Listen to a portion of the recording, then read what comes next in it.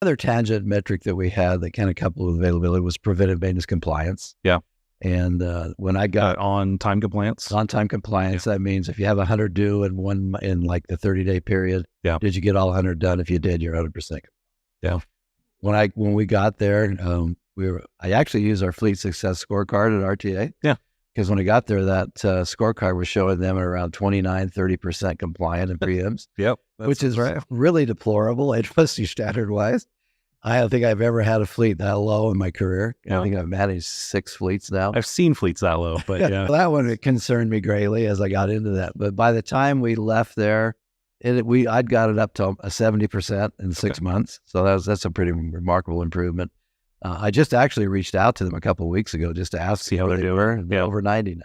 Look at that. So they're actually almost world class. Sustainable trajectory. That's awesome. Yeah. So, well, and that's such an important, because I think it's a feeder, like you said, a precedent, right? A preceding metric.